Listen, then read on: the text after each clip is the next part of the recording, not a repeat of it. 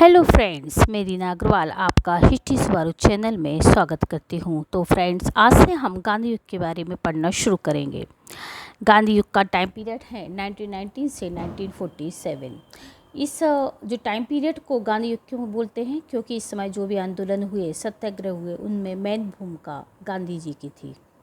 Okay guys, तो हम गांधी जी के जो आंदोलन हैं, जो प्रारंभिक आंदोलन जो उन्होंने भारत में शुरू किए, उनके बारे में पढ़ना शुरू करते हैं। ये सारे इम्पोर्टेंट है, आप इनको पेन कॉपी लेकर लिखना शुरू कर दीजिए।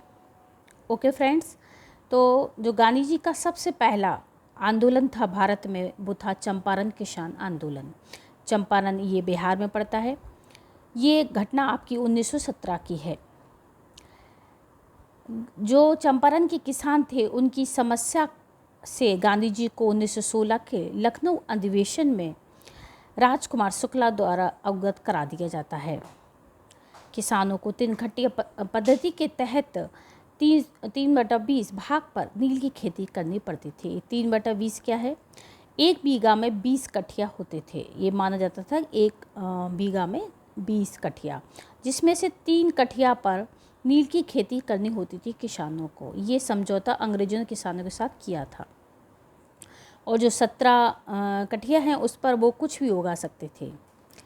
लेकिन उसी समय क्या होता है कि जर्मनी में जो आधुनिक कलर है, उनकी खोज हो जाती है, जिससे जो नील की मांग कम हो जाती है, जिससे अंग्रेज़ों ने किसानों से नील खरीदना बंद कर दिया, जिससे किसानों को बहुत नुकसान हुआ।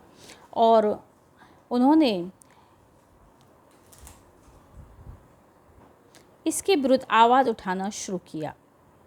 राजकुमार शुक्ला नामक व्यक्ति ने गांधी जी को चंपारण आने के लिए प्रेरित किया। गांधी जी ने बापू राजेंद्र प्रसाद की सहायता से कृषकों की वास्तविक स्थिति की जांच की। इसने चंपारण कृषि अधिनियम पारित किया, जिसके तहत 3 कठिया पद्धति को समाप्त कर दिया गया तथा किसानों से अवैध रूप से वसूल किए गए धन का 25% वापस कर दिया गया। इन्होंने 100% तो नहीं, लेकिन इसका 25% इन्होंने वापस कर दिया अंग्रेज़ों ने किसानों को।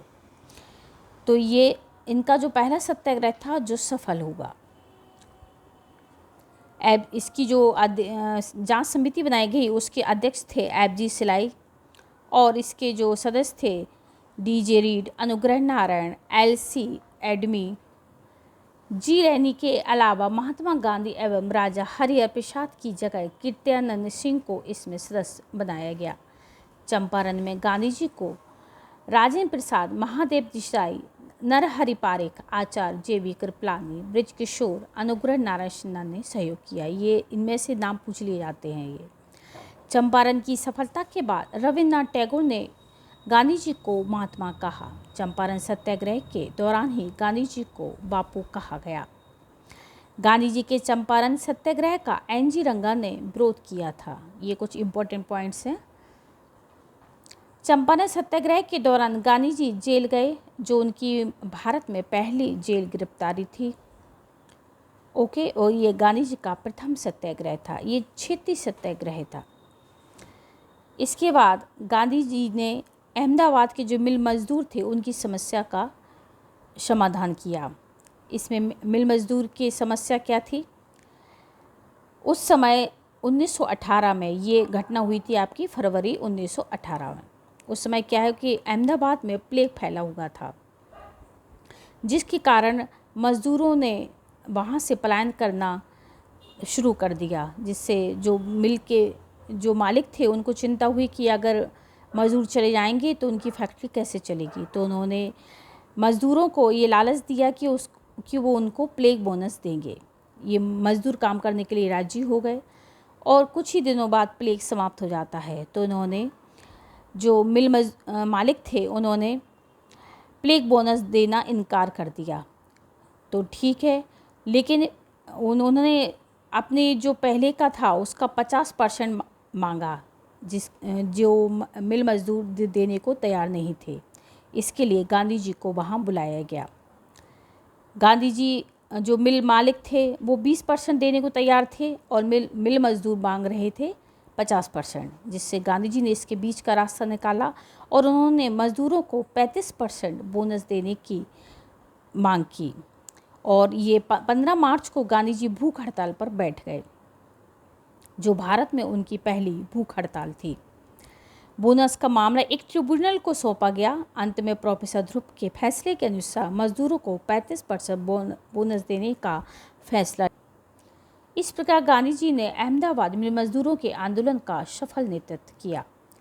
मिल मालिकों में अंबाबाई साराभाई और उनकी बहन अनुसुईया बेन ने गांधी जी का समर्थन किया। भारत में गांधी जी का पहला उपवास अहमदाबाद मिल मजदूरों के लिए 15 से 18 मार्च 1918 तक 3 दिनों का था। ओके, अब इसके बाद होता है खेड़ा सत्याग्रह। ये आपका मार्च 1918 में हुआ। इसमें क्या था? इसमें था कि गांधी जो किसान थे और जो सरकार थी उनके बीच ये समझौता हुआ था कि अगर किसी वर्ष जो ज़मीन की क्षमता है उसके 100% का अगर 25% पैदावार हुई तो उनसे कोई लगान नहीं लिया जाएगा। लेकिन उस समय क्या हुआ, वहाँ अकाल पड़ गया।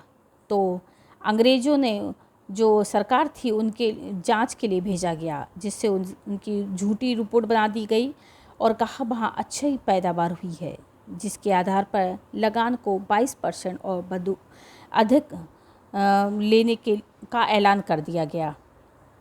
इसके लिए जो किसान थे उन्होंने आंदोलन शुरू कर दिया।